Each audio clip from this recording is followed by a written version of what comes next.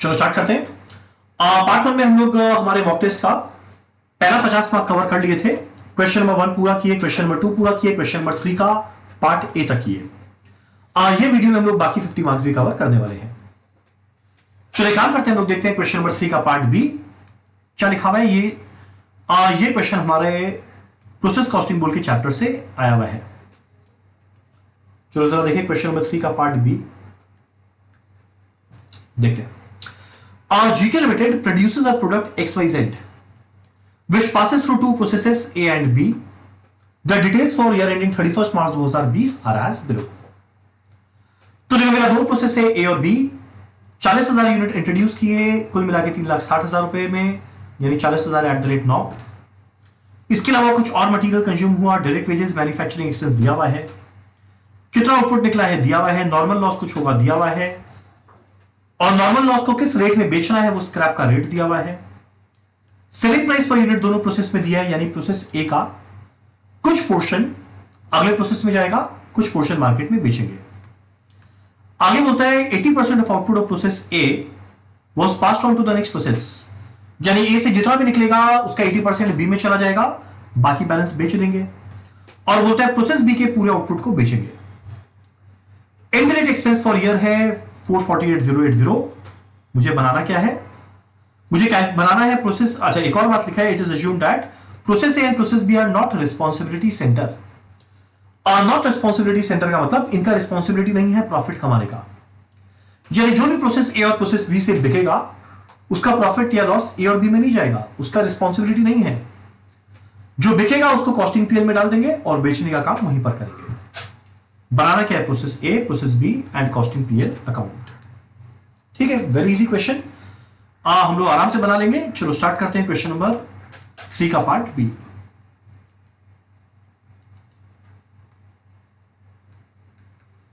और पहला क्या बनाना है, प्रोसेस ए अकाउंट। चलो बनाते हैं प्रोसेस ए अकाउंट।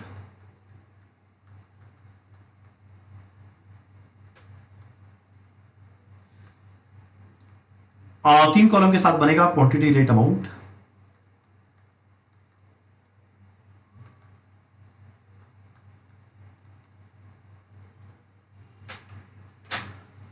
हमारे 3 कॉलम के साथ बनेगा क्वांटिटी, रेट, अमाउंट। सबसे पहले था 40,000 units introduced at a cost of 3,60,000। तो टू रॉ मटेरियल या टू इनपुट, जो मन चाहे लिख सकते हैं।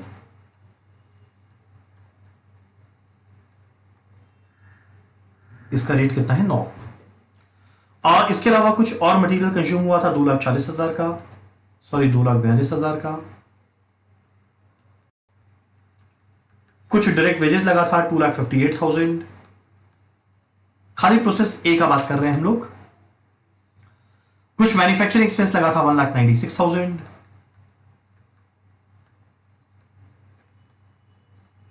तो देखो ये हमारा सारा कॉस्ट आ गया।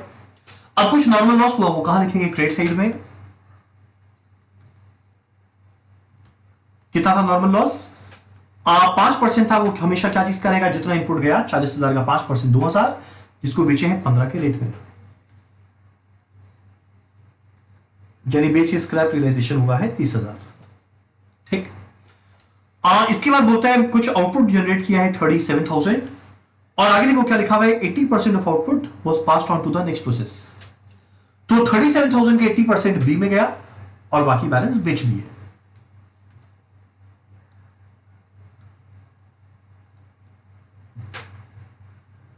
तो 37,000 का 80% अगर आप लोग कैलकुलेट करेंगे वो बी में गया, यानी 29,600। बाकी बैलेंस बेच दिया और लिखा हुआ था रिस्पॉन्सिबिलिटी सेंटर नहीं है, तो यहां पर बेचकर नहीं दिखाएंगे, हम लोग इसको कॉस्टिंग पीएल में ट्रांसफर करेंगे। कितना आएगा, 7,400। ठीक। जब इतना इंफॉर्मेशन लिख दी है, उसके बाद मेरा सबसे पहला काम दोनों साइड की क्वांटिटी को मैच करके देख कि मेरा अबनॉर्मल लॉस आया या अबनॉर्मल गेन आया। अगर आप लोग क्वांटिटी को रिकंसाइल करके देखेंगे तो ये 40,000 है, और अगर ये मिलाकर देखेंगे 39,000 है, मतलब 1,000 इधर आया, वो क्या बनेगा, बाय अबनॉर्मल लॉस।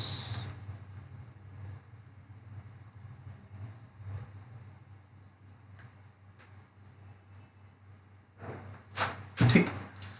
अब ये हमारा गुड यूनिट और अब नॉर्मल लॉस का रेट रहेगा सेम, जिसका रेट हम लोग को निकालना आता है। तो एक काम करते हैं, नीचे रेट निकालते हैं, जो कैसे आएगा,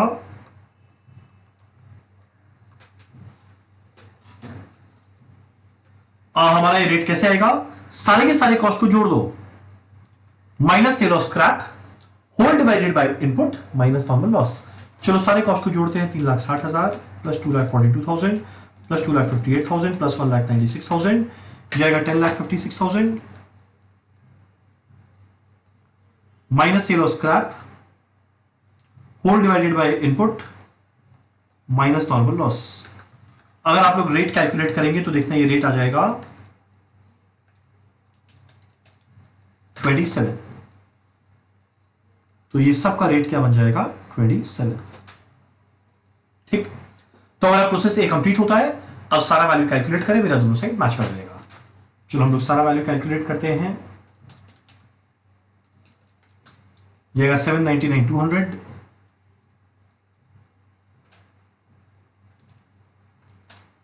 जाएगा 199,800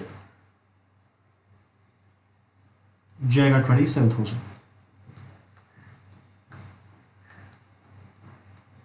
10,56,000। ठीक, चलो यार प्रोसेस ए हो गया। अब सिमिलरली हम लोग बनाने वाले हैं प्रोसेस बी।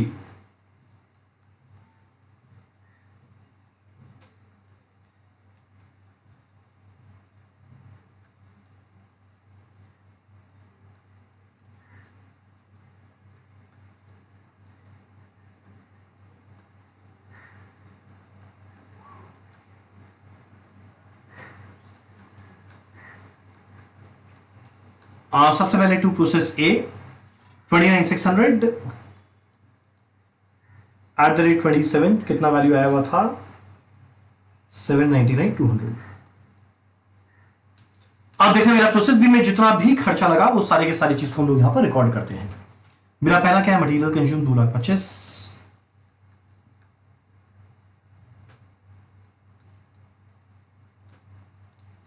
अगला लगा है डायरेक्ट वेजेस 1,90,000,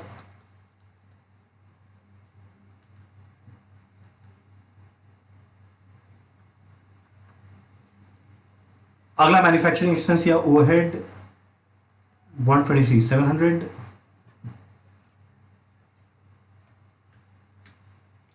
सॉरी 123,720,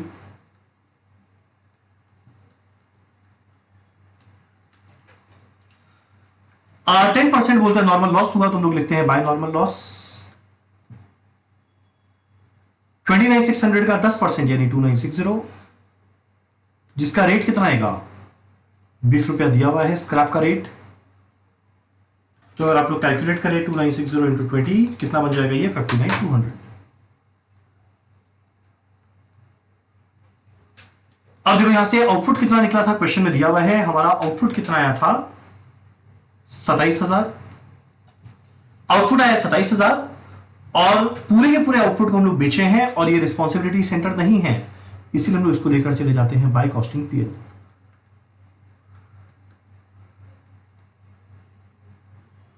सबसे पहले दोनों तरफ की क्वांटिटी को मैच करके देखेंगे क्या अब नॉर्मल लॉस आया या अब नॉर्मल गेन आया। और आपको कैलकुलेट करके देखेंगे, यहां पे आएगा अब नॉर्मल गेन 360 का, ये बनेगा 2,9960 2,9960।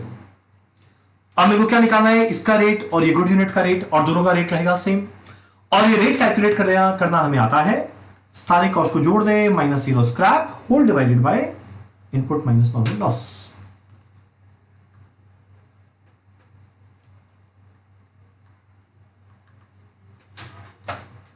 चलो एक बार जरा रेट कैलकुलेट करें।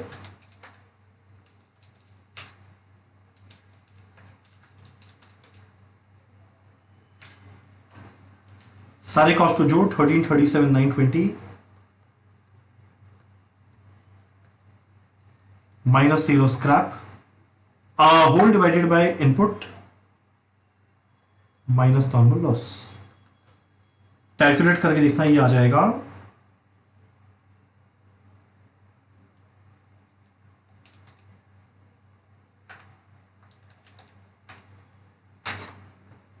₹48 पर यूनिट। ये आया 48, ये आया 48। ठीक,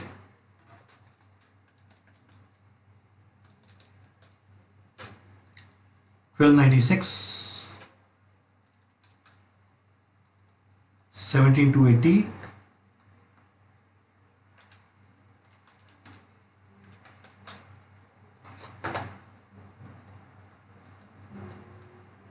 जाएगा 1355 200, 1355 200। ठीक, तो ये हमारा प्रोसेस बी होता है कंप्लीट।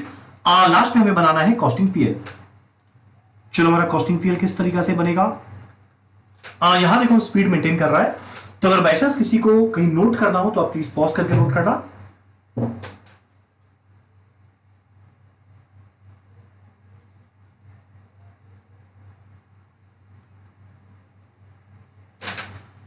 सबसे पहले देखो, हम लोग कुछ प्रोसेस ए से और प्रोसेस बी से ट्रांसफर किए थे कॉस्टिंग पीएल में, उसको रिकॉर्ड करते हैं डबल एंट्री करके। टू प्रोसेस ए कितना आया था?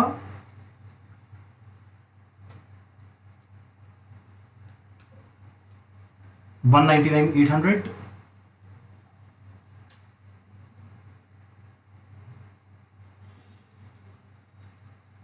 R2 process B 1296। अब हमें ये आउटपुट बेचना है, तो जब बेचना है तो यहां लिखते हैं बाय सेल्स। प्रोसेस ए का कितना में बेचे थे? 37 के रेट में, और प्रोसेस बी का बेचे थे 61 के रेट में। 37 एंड 61, तो ए में कितना यूनिट बेचा भैया? आप लोग बोलेंगे कितना यूनिट बेचे हैं? 29,600। सॉरी, ए में कितना यूनिट बेचे हैं? कहां गया? प्रोसेस ए में कितना यूनिट बेचे? हाँ, 7400। किस रेट में बेचे थे? 37 के रेट में। तो ये आएगा 7400 इंटू 37, 273,800। अगला प्रोसेस बी का पूरा आउटपुट बेच दिए। कितना आउटपुट था? 27,000। किस रेट में बेचे जरा देखो, दिया हुआ है 61 का रेट।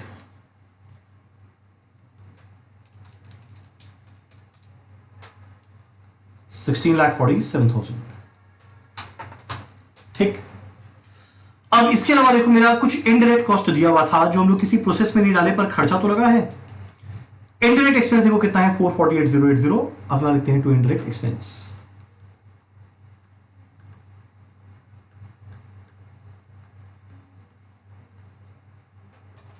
अब देखो, कॉस्टिंग पीएल में दो चीज और आएगा जो आप लोग कहीं स्किप कर रहे हैं, दिमाग से निकल रहा होगा। हमारे प्रोसेस ए और प्रोसेस बी दोनों के अंदर में कुछ अबनॉर्मल लॉस था या गेन था, तो अबनॉर्मल लॉस या गेन है वो भी तो कॉस्टिंग पीएल में जाएगा, पर ध्यान देना नेट ऑफ स्क्रैप करके। यानी जितना अबनॉर्मल लॉस है पूरा पीएल में नहीं जाएगा। जो अबनॉर्मल लॉस आया उसको पहले कचरे के रेट में बेचेंगे, फिर जो पोर्शन बचा खाली वही कॉस्टिंग पीएल में जाएगा। तो अगर हम लोग लेकर जाते हैं टू अबनॉर्मल लॉस, तो देखो अबनॉर्मल लॉस कितना था? ध्यान देना 1000 यूनिट था जिसका कॉस्ट 27 लगा था, पर प्रोसेस एक एक कचरा को 15 के रेट में बेच देंगे, तो 27 लगा था, 15 में बेचेंगे तो नेट में तो नुकसान खाली 12 का हुआ। तो क्या लिखेंगे? 1000 इंटू 27 माइनस 15, कितना बच जाएगा? 12,000। ठीक, सिमिलरली हमारा प्रोसेस बी में अबनॉर्मल गेन आया था जो हम लोग क्रेडिट साइड में रिकॉर्ड करेंगे।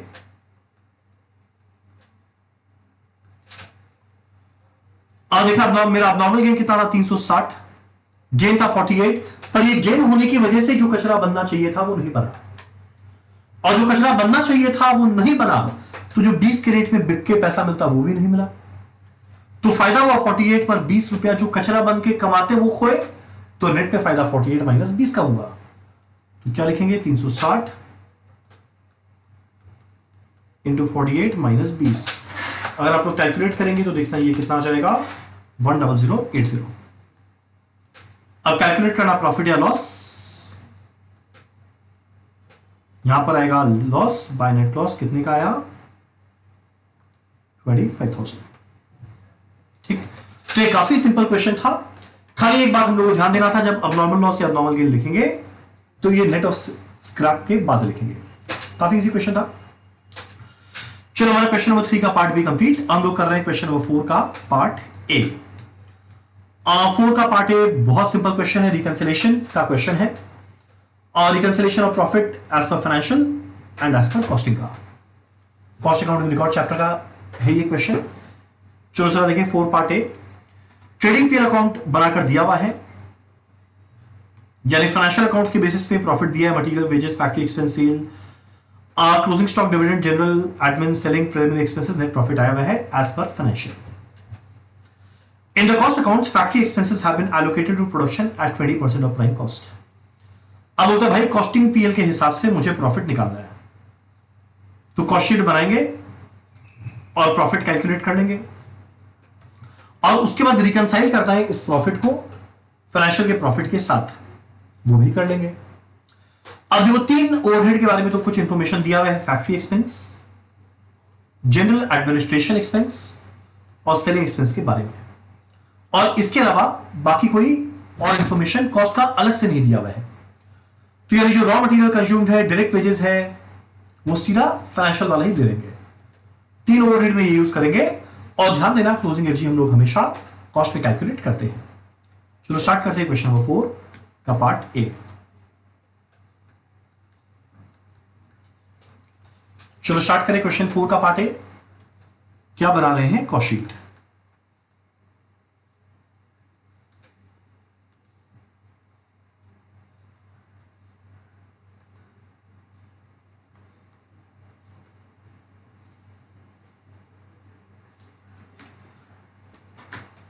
तीन ओवरहेड के हम लोग यहां देखेंगे, बाकी सारा हम लोग फाइनेंशियल अकाउंट के पीएल से लेते हैं।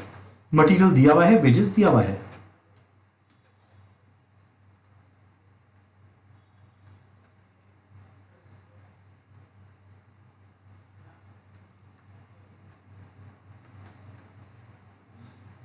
ठीक। मेरे को सीधा क्या मिल जाएगा? Prime cost.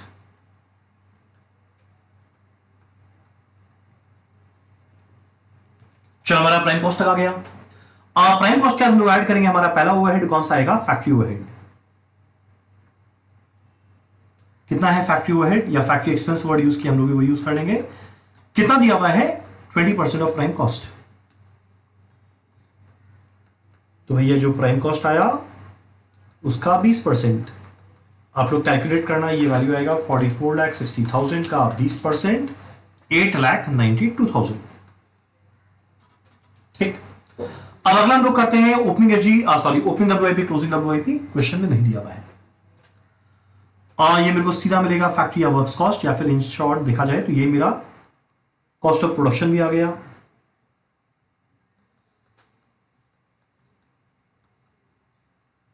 आप लोग बोलेंगे ऑफिस एंड एडमिनिस्ट्रेशन एक्सपेंस का क्या?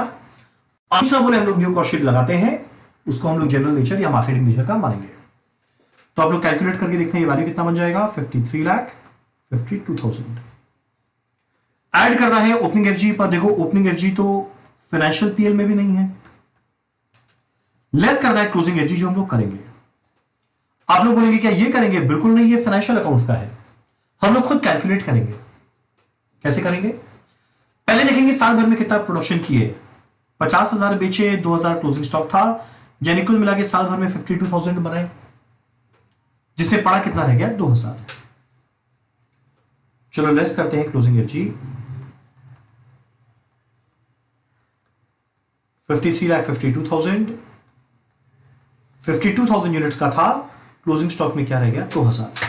तो अगर आप लोग कैलकुलेट करेंगे, देखना ये वैल्यू आ जाएगा 205,846।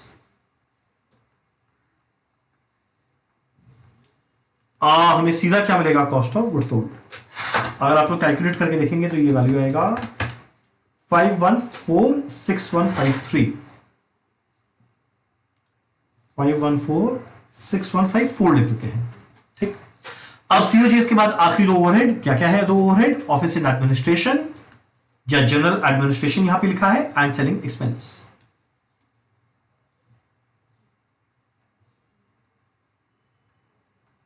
चलो जनरल एडमिनिस्ट्रेशन एक्सपेंस चलिए 10% ऑफ फैक्ट्री कॉस्ट। तो देखो भैया फैक्ट्री कॉस्ट 53,52,000 था, उसका 10%।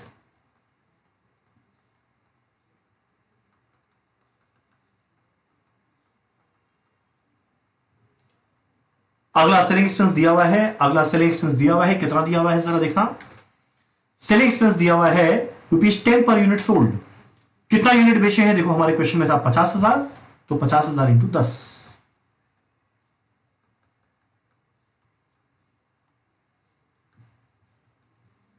हम लोग को सीधा क्या मिलेगा, कॉस्ट ऑफ सेल्स। कैलकुलेट करना, ये वैल्यू आएगा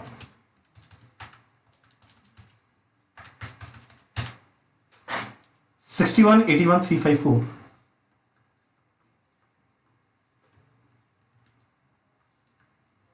ऐड करेंगे प्रॉफिट जो मुझे कैलकुलेट करना है, बैलेंसिंग फिगर, सेल वैल्यू दिया हुआ है।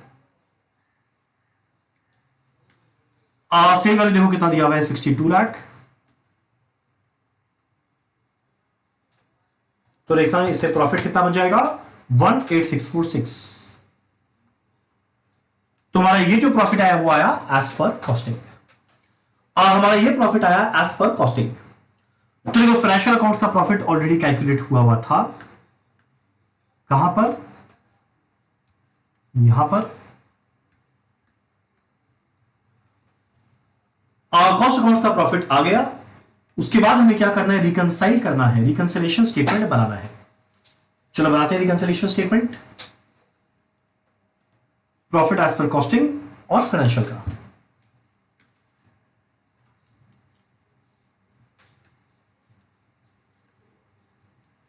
तो नेक्स्ट हम लोग बना रहे रिकंसिलेशन स्टेटमेंट।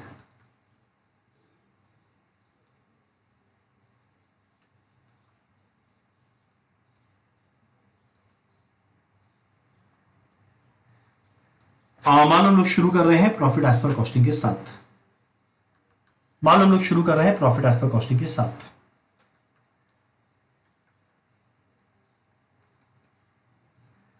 कितना निकाले थे, 18646। जस्ट कॉस्ट शीट बनाए। अब जब ये रिकंसिलेशन बनाएंगे तो मेरे को कहां पहुंचना है, फाइनेंशियल में। जहां पहुंचना है मेरे को उसके व्यू पॉइंट से सोचना है कि कोई भी आइटम की वजह से मेरा फाइनेंशियल का प्रॉफिट बढ़ेगा या गिरेगा, और अकॉर्डिंगली प्लस या माइनस करेंगे। अब यहां पे लाइन बाय लाइन चलेंगे। सबसे पहले मटेरियल वेजेस। मटेरियल वेजेस जो फाइनेंशियल में था, ध्यान देना कॉस्ट शीट में भी एग्जैक्ट वही लिखे थे।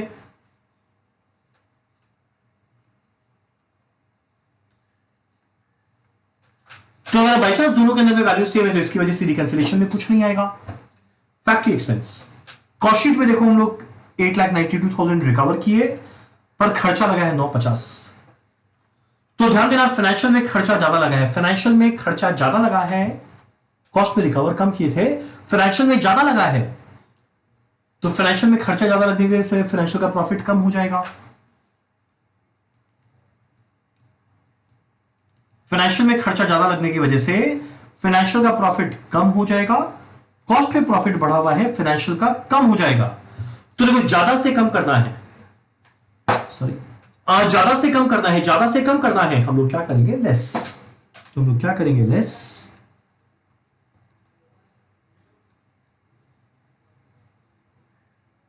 Under recovery of factory overhead.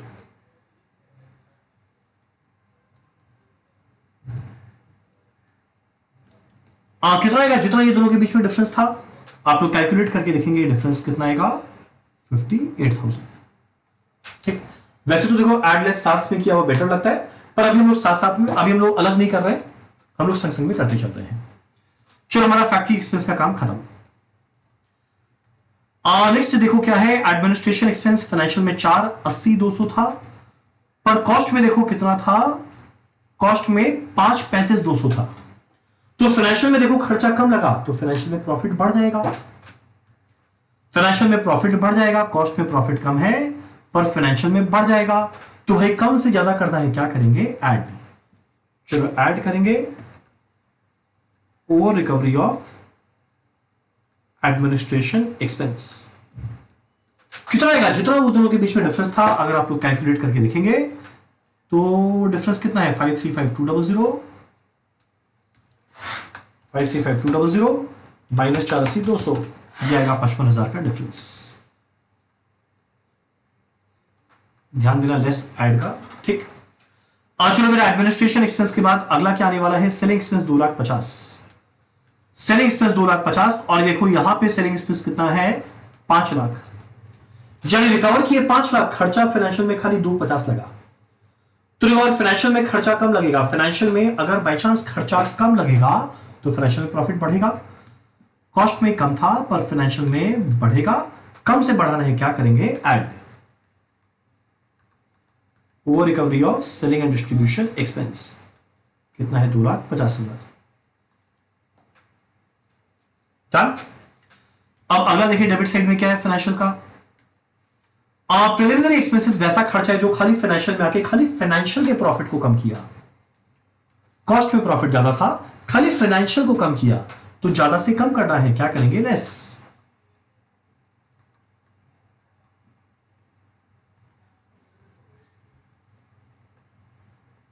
Preliminary expenses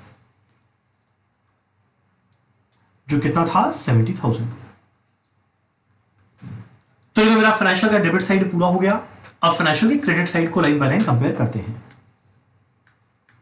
ज्यादा था नहीं, कुछ 3 ही आइटम था। सेल वैल्यू ऑब्वियस सा बात है यहीं से लिए थे, मेरा वैल्यू दोनों जगह सेम है।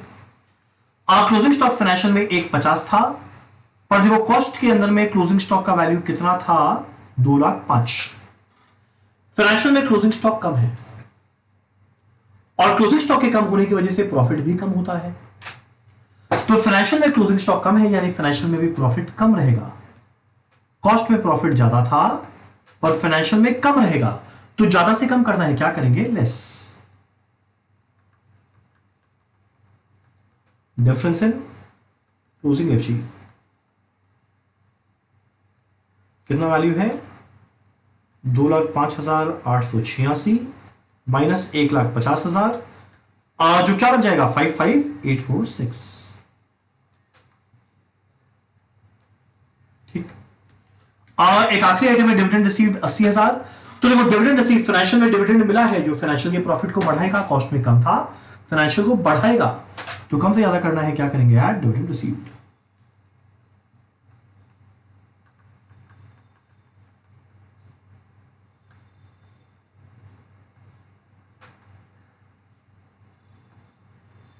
मेरे को सीधा मिलेगा प्रॉफिट एज पर फाइनेंशियल।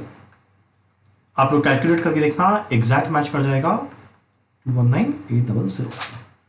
ठीक, चौथे का करके देख भी लेते हैं। 18,646 minus 58,000 plus 55,000 plus 2,50,000 minus 70,000 minus 55,846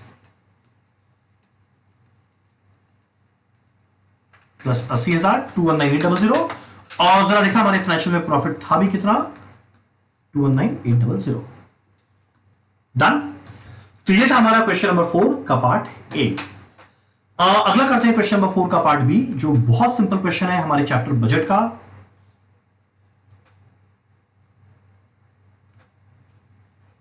क्या है 4 का पार्ट बी बजट का क्वेश्चन, फ्लेक्सिबल बजट का क्वेश्चन है, काफी इजी। क्या लिखा है during the financial year 2019-20 GP limited has produced 30,000 unit at 50% capacity. तो 2019-20 में 50% कैपेसिटी को यूज कर रहा है और इन्होंने 30,000 यूनिट बनाया। और इस समय कॉस्ट क्या क्या लगा देखो, दिया हुआ है 1 2 3 4 5 6 7 कॉस्ट, सारा कॉस्ट पर यूनिट दिया हुआ है। लास्ट का 3 कॉस्ट आप लोग देखेंगे तो कुछ फिक्स्ड है, कुछ वेरिएबल, सेग्रीगेशन दिया हुआ है। और ये शुरू में कुछ नहीं दिया हुआ है, ये सारा का सारा वेरिएबल नेचर का है। देखो ना, direct material, direct wages, variable overhead और डायरेक्ट एक्सपेंसेस सारा क्या रहेगा वेरिएबल नेचर का। Done. The company anticipates that in FY 2020-21 अगले साल सारा का सारा वेरिएबल कॉस्ट 10% बढ़ जाएगा और फिक्स कॉस्ट 15% बढ़ जाएगा। पर जो मेरा सेलिंग प्राइस पर यूनिट है वो सेम रहेगा, वो अभी भी 400 था, अगले साल भी 400 ही रहेगा। करना क्या है, कैलकुलेट करना है 2 पार्ट। पहला बजटेड प्रॉफिट या लॉस 2019-20 में क्या था, वो तो देखो एकदम सिंपल है।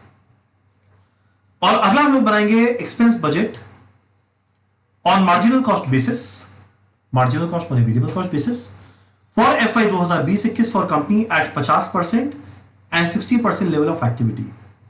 और फिर कैलकुलेट करेंगे प्रॉफिट क्या आया। तो देखो 2019-20 का प्रॉफिट कैलकुलेट करना तो बहुत आसान है। बहुत इजी, सारा कॉस्ट दिया हुआ है, सेलिंग प्राइस दिया हुआ है, प्रॉफिट तुरंत मिलेगा। तो एक काम करते हैं, पहले 2019-20 का कैलकुलेट करते हैं, फिर 2020-21 का करेंगे।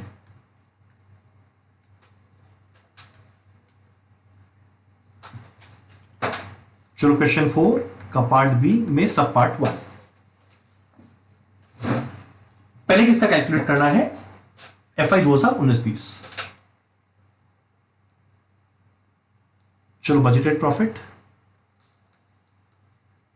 फॉर 2019-20, ठीक।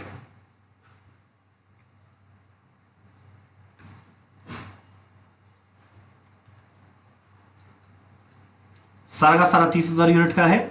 और जैसा कि हमने एक बार डिस्कस भी किया कि जब भी कभी वेरिएबल कॉस्ट रहेगा हम लोग हमेशा पर यूनिट रखेंगे और फिक्स कॉस्ट को हम लोग हमेशा टोटल में रखेंगे। तो यहां पे रुपये पर यूनिट लिख देते हैं और 30,000 यूनिट्स पे मेरा कॉस्ट क्या आएगा वो भी लिख देते हैं। और देखो सिंस यहां पे बोला है based on marginal cost basis, यानी जैसा मार्जिनल इनकम स्टेटमेंट बनाते हैं, sale minus variable cost contribution minus fix cost profit, उस तरीका से। चलो सबसे पहले हम लोग देखते हैं सेल वैल्यू कितना था, 400 करके। तो सेलिंग प्राइस है 400 करके, ये कितना आ जाएगा 30,000 इंटू 400, 1 करोड़ 20 लाख। माइनस करना है वेरिएबल कॉस्ट, बहुत सारे वेरिएबल थे। Material, wages, variable overhead, direct expense, factory expense का कुछ पोर्शन, सेलिंग एक्सपेंस का कुछ पोर्शन, ये तो पूरा फिक्स्ड है। यानी शॉर्ट फिक्स्ड कॉस्ट रहेगा 3, वेरिएबल रहेगा 1 2 3 4 5 6। चलो पहला लिखते हैं डायरेक्ट मटेरियल, 150 का रेट था। और डायरेक्ट वेजेस 50 का रेट है। और वेरिएबल ओवरहेड 50 का रेट। और डायरेक्ट एक्सपेंस 30 का रेट।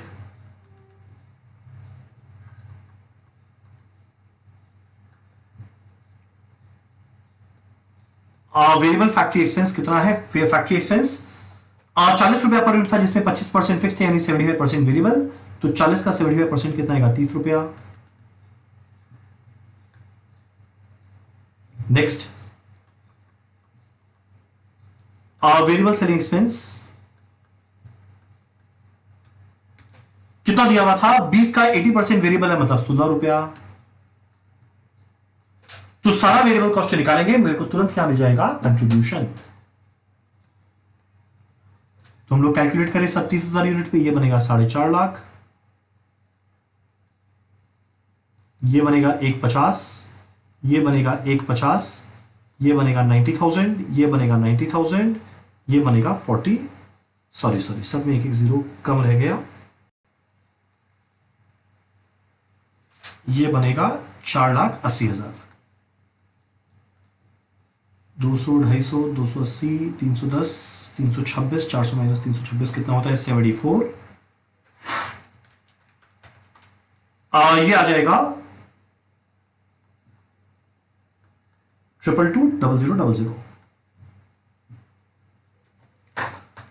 कंट्रीब्यूशन के बाद माइनस करेंगे फिक्स कॉस्ट।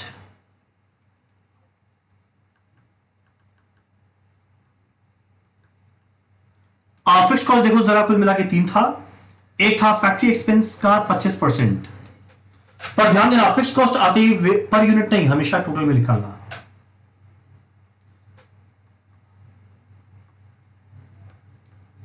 कितना था 40 का 25%, यानी 10 रुपया पर यूनिट, इंटू 30,000 यूनिट के लिए कितना आ जाएगा 3 लाख। अगला हमारा सेलिंग एक्सपेंस। सेलिंग एक्सपेंस कितना था, 20 का 80% वेरिएबल है, यानी 20% फिक्स्ड है। तो 20 का 20% कितना होता है 4। 30,000 यूनिट पे कितना आएगा 1,20,000।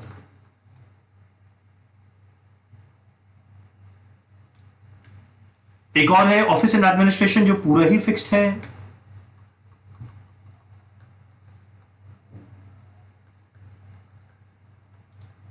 ये कितना है 30,000 इंटू 10 कितना आएगा 3 लाख। मेरे को सीधा क्या मिल जाएगा प्रॉफिट।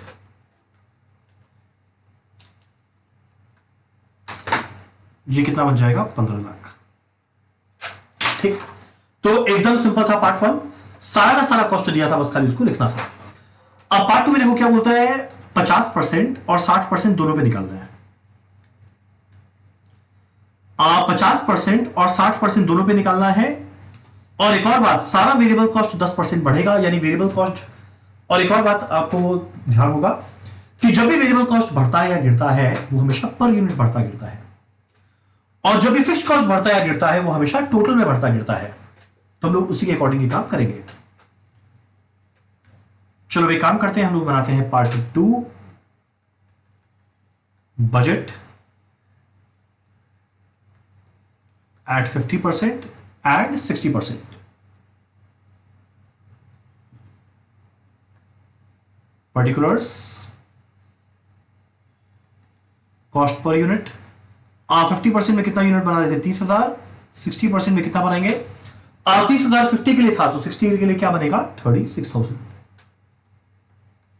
ठीक, पहला है सेल वैल्यू, जो कितना रेट था 400 करके, यहां पे तो 1 करोड़ 20 लाख जो आया था वही आएगा, यहां पर बन जाएगा 1 करोड़ 44 लाख। माइनस करना है वेरिएबल कॉस्ट। अब मेरा वेरिएबल कॉस्ट क्या था, हम एक काम करते हैं, एग्जैक्ट कॉपी पेस्ट कर लेते हैं। पर ध्यान देना, जो रेट है वो सारा का सारा रेट 10% बढ़ जाएगा।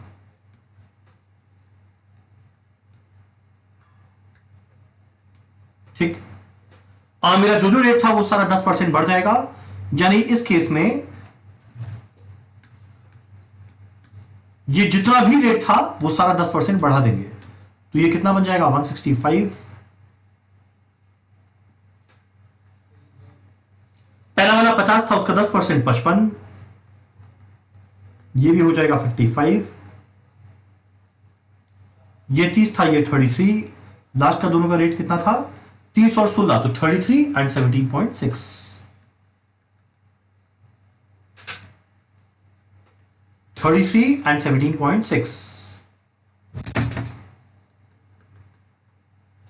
ठीक, और मेरे को सीधा क्या मिलेगा, कंट्रीब्यूशन।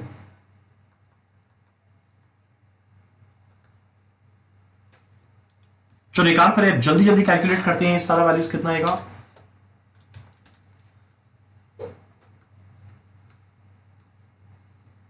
तो देखो 1 यूनिट का 165, तो 30,000 का कितना, और 36,000 का कितना।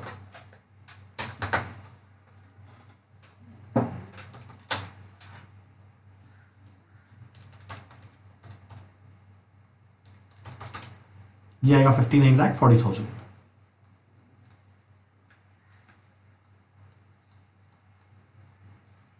नेक्स्ट वाला 30,000 इंटू 55, ये बनेगा 16.5 लाख, और दूसरा वाला बन जाएगा 19,80,000। सिमिलरली 16.5 लाख, 19,80,000। अगला बनेगा 9,90,000, 11,88,000।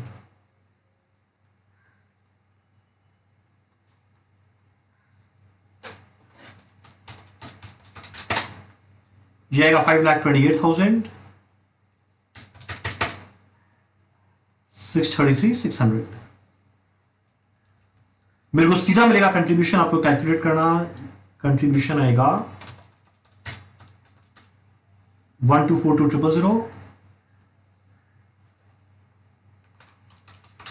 1490400। ठीक, अब मेरा कंट्रीब्यूशन के बाद मुझे माइनस करना है फिक्स कॉस्ट। ध्यान देना, फिक्स कॉस्ट वो 3 था, वही 3 रहेगा। और फिक्स कॉस्ट के बारे में देखो क्या लिखा हुआ था, हमारा फिक्स कॉस्ट अगले साल 15% बढ़ेगा, और जब भी फिक्स कॉस्ट बढ़ता है ये हमेशा बढ़ता है टोटल में, तो फिक्स कॉस्ट को 15% बढ़ा देते हैं, हो जाएगा।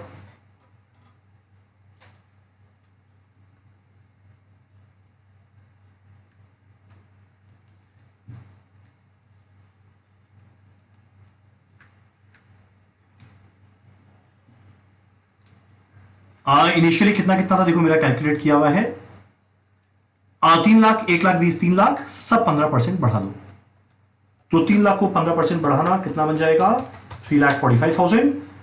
दोनों ऑप्शन में क्या आएगा, 3,45,000। हमारा सेलिंग एक्सपेंस कितना था, 1,20,000, उसको 15% बढ़ाना कितना बन जाएगा, 1,38,000। और ये 3 लाख था, ये बन जाएगा 3,45,000। मेरे को सीधा क्या मिलेगा, प्रॉफिट। अगर आप लोग कैलकुलेट करेंगे तो देखना मेरा प्रॉफिट आ जाएगा 4,14,000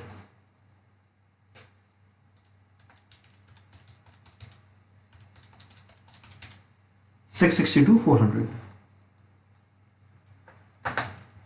डन। तो देखो हम मानते हैं थोड़ा टाइम कंज्यूमिंग क्वेश्चन था, पर था बहुत सिंपल क्वेश्चन था। डन। चलिए था हमारा क्वेश्चन नंबर 4 का पार्ट बी।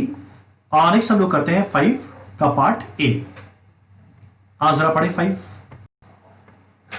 चलो सीधा आते हैं क्वेश्चन नंबर 5।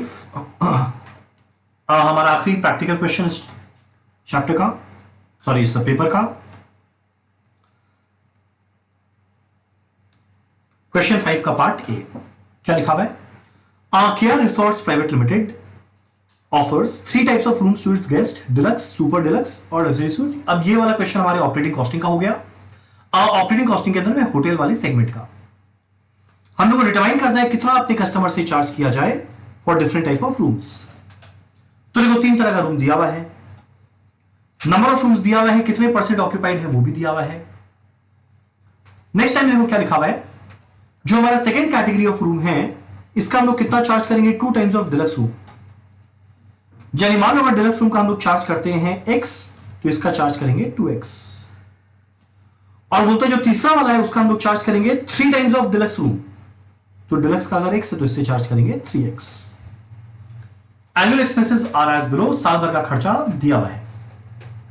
क्या दिया हुआ है, 1 2 3 4 5 6 7, ये 7 खर्चा रुपीज इन लाख दिया हुआ है, जो वर्ड टू वर्ड हम लोग कॉपी पेस्ट कर देंगे।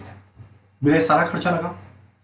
उसके बाद बोलता है attendant for each room was provided when the room was occupied and he was paid ₹500 per day towards wages. इसके अलावा एक और खर्चा है अटेंडेंट का वेजेस, जो 500 रुपया पर डे करके दिया जा रहा है, कितने दिनों तक, जितने दिनों तक वो रूम ऑक्यूपाइड रहेगा। इसके अलावा डेप्रिसिएशन ऑन बिल्डिंग 5% है 900 लाख के बिल्डिंग पे, और फर्नीचर एंड फिक्चर्स पे 10% है 90 लाख पे, और एयर कंडीशनर पे 10% है 75 लाख पे। प्रॉफिट क्या कमाना है, 25% ऑन टोटल टेकिंग्स। और टेकिंग्स का मतलब क्या होता है ऑपरेटिंग कॉस्टिंग में, रेवेन्यू या ग्रॉस प्रोसीड। तो 25% रेवेन्यू का है, यानी 25/100, यानी 1/4 ऑन सेल है, तो 1/3 ऑन कॉस्ट होगा। और साल में अज्यूम कितना करना है, 360 डेज। मुझे कैलकुलेट क्या करना है, वो तीनों रूम का रेट कितना कितना चार्ज करना है। तो एक काम करते हैं, 2 टेबल बनाएंगे। पहला टेबल के अंदर में हम लोग सारे के सारे कॉस्ट का कैलकुलेशन करते हैं। चलो स्टार्ट करते हैं क्वेश्चन नंबर 6 का पार्ट ए। काफी इजी क्वेश्चन है ये वाला।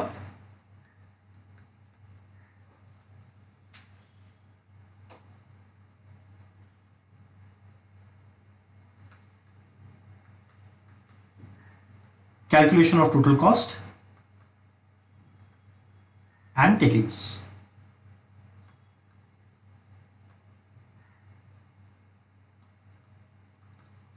ये सब है रुपीज इन लाख।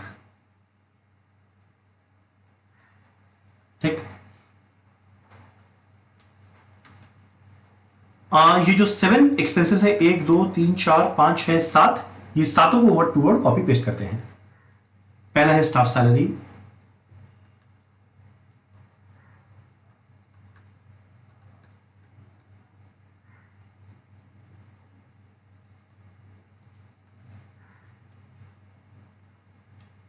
अगला हमारा क्या है, लाइटिंग हीटिंग पावर 350,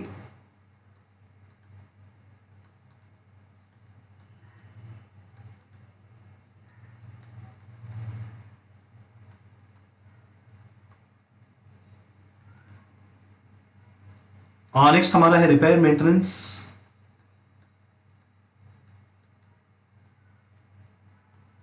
220, और नेक्स्ट हमारा लिनन का 60,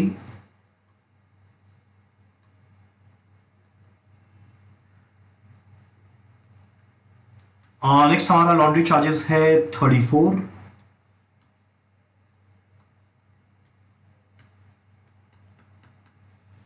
इंटीरियर डेकोरेशन और सनरीज 8536.28।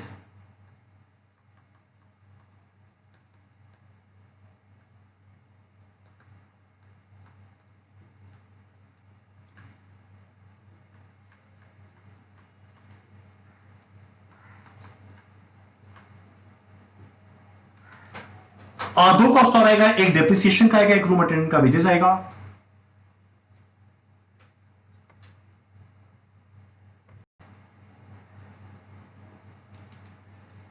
पहले डेप्रिसिएशन लिखते हैं।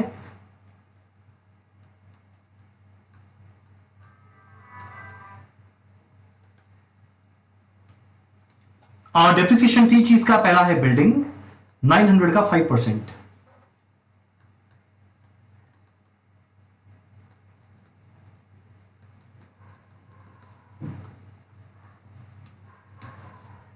और नेक्स्ट हमारा फर्नीचर 90 का 10%।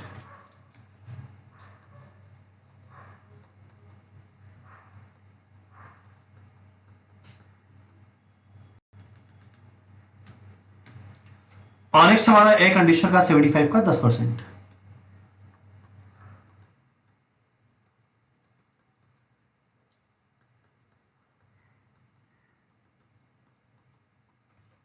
ठीक, चलिए ये पोर्शन हुआ। बस एक बचता है रूम अटेंडेंट का वेजेस, जो हम लोग को कैलकुलेट करना है।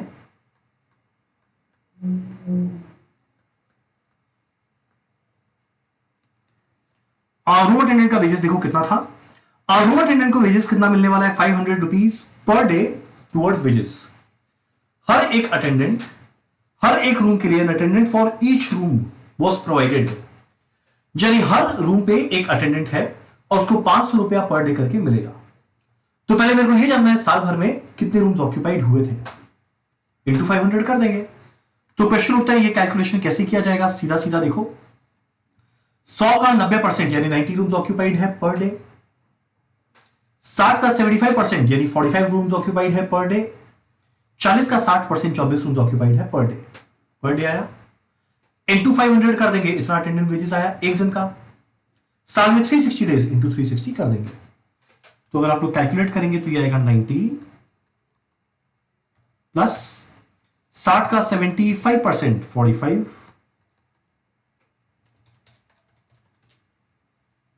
प्लस 40 का 60% 24।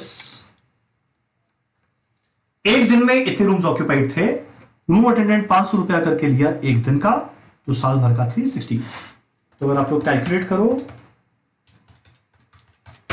ये आ जाएगा 2862 5 टाइम 0, और ये सब रुपीज इन लाख चल रहा है, यानी 286.2 लाख। तो आप लोग ऐड करना, क्या मिलेगा, टोटल कॉस्ट।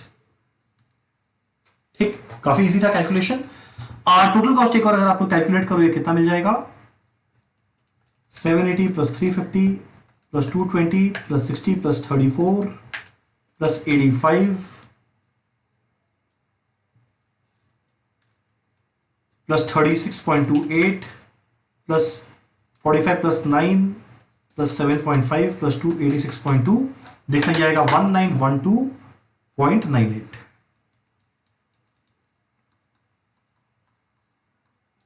जाएगा 1912.98। ऐड करना है प्रॉफिट, चलो ऐड करते हैं प्रॉफिट।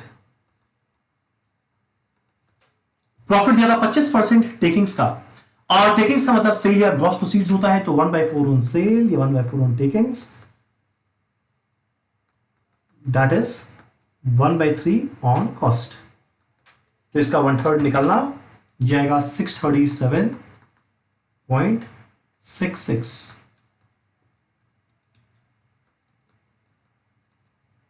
तो टेकिंग्स कितना आ जाएगा,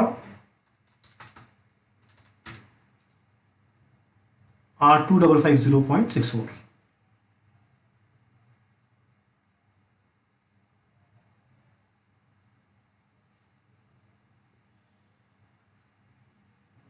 ठीक, अब नेक्स्ट हम लोग को निकालना है, वो टेबल बनाकर देखना है आज जो 3 तरह के रूम है उससे कितना रेट चार्ज करना है। चलो, हमारा कैटेगरी ऑफ रूम,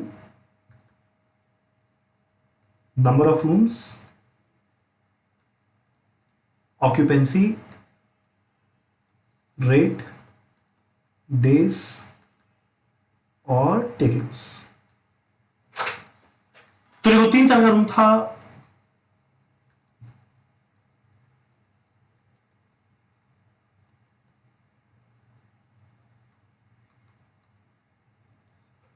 कितने कितने रूम्स थे देखो क्वेश्चन में दिया हुआ था 160-40,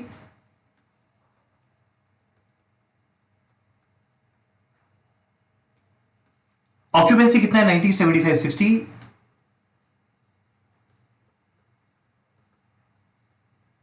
रेट अगर इसका x है इसका रहेगा 2x, इसका रहेगा 3x, डेज कितना था 360। ठीक, तो जैसे हम लोग चारों को मल्टीप्लाई करेंगे मेरे को क्या मिलेगा, तीनों कैटेगरी ऑफ रूम से हम लोग साल भर में कितना टेकिंग्स कमा रहे हैं। तो वो डेली 100 का 90%, 90 rooms occupied, per day charge किए x तो 90 इंटू x, साल भर का 90x इंटू 360, कैलकुलेट करके देखना ये कितना आएगा 32,400x।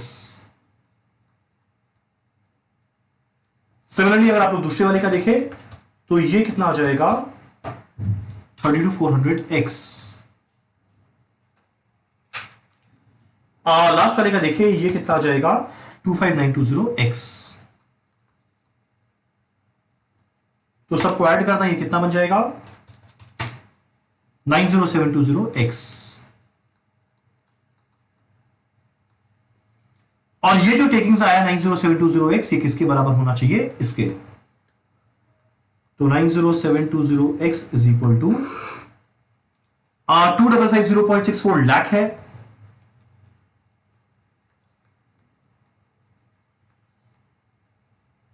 तो कैलकुलेट करना x का वैल्यू कितना बन जाएगा 2811.55। तो देखा हमें सीधा मिलेगा रेट डिलक्स रूम का x ही था 2811.55 पर डे। सुपर डिलक्स जो सेकंड कैटेगरी था उसका 2x था तो इंटू 2 कर देते हैं, 2811.55 इंटू 2 5623.1।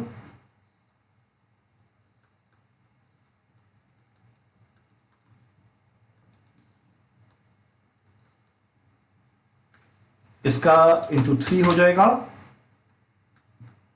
8434.65 per day. डन। और ये था हमारा क्वेश्चन नंबर 5 का पार्ट ए। 5 का पार्ट बी बहुत सिंपल क्वेश्चन है और काफी फटाफट होने वाला क्वेश्चन है। चलो जरा देखते हैं क्वेश्चन नंबर 5 का पार्ट बी। क्या यहां पे show journal entries for the following transaction assuming cost and financial accounts are integrated. Word को ध्यान देना, इंटीग्रेटेड है, यानी वर्ड कॉस्टिंग पीएल नहीं, खाली पीएल आएगा। वर्ड जीएल नहीं, जीएल की जगह हर एक अकाउंट बनाएंगे।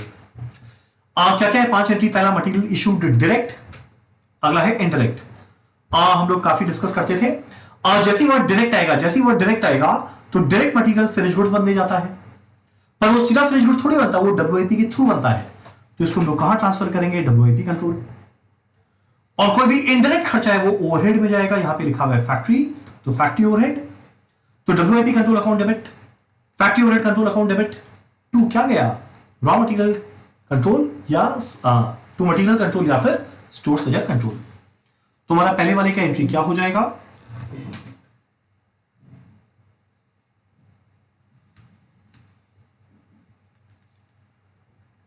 ये पार्ट बी।